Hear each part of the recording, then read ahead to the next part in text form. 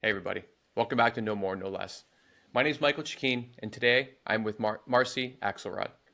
Marcy's here to discuss how the act of showing up fully in our lives essentially hands us the keys to a happier, more effective, and balanced life.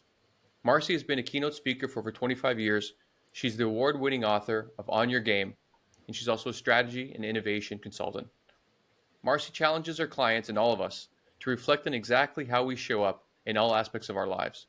Do we just show up, barely show up, or do we truly show up, living our most decisive moments with thoughtful intent?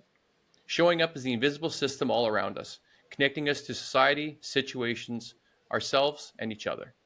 And drawing from psychology, neuroscience, and evolutionary biology, showing up is the crucial playbook for leading an impactful, high achieving life, all while taking care of the world and each other. So, without further ado, Marcy Axelrod, welcome to the show. Thank you so much, Michael. I'm very excited to be here with you. So, before we start recording, you're saying that the concept of showing up showed up in your life when you were younger, when you were around 6. And I always like to see and understand how people lead into these new thought patterns, these books, these giant concepts. And so I'd like to start there. Right, absolutely. And it's extremely rare for someone to know their calling when they're 6.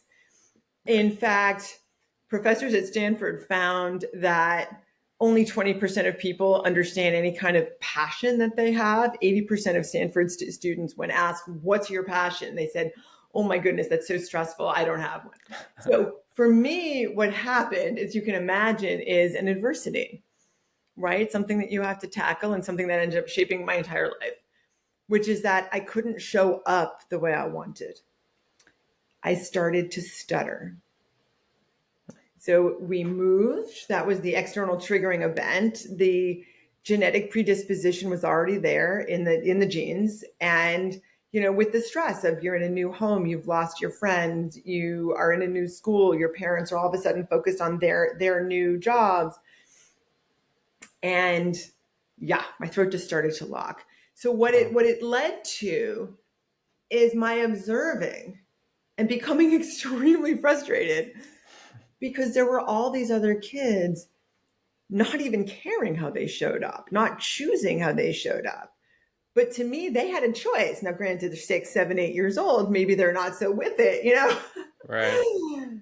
But, some were bullies or they were mean and others were fearful and others were shy. And to me, it was just, why aren't they choosing how they're showing up? Why don't they just make this easier?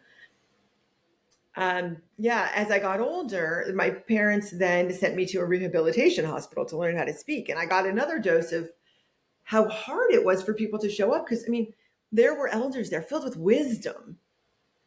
And they had these plans of, learning how to speak or how to sit or how to walk, whatever it was. They had experts with them. And yet they were struggling. So I realized even people that know how they want to show up with well-laid plans, with experts by their side, are still struggling to show up as they choose. And what I took away from this is we need a roadmap. We need a blueprint. Surely nature has designed such a thing. So I started to devour psychology and psychiatry and biology and physics. And sure enough, there was the connectedness of the messages of the science that had a model. And I said, why doesn't anyone know this? This is how nature designed humans to show up so that we thrive.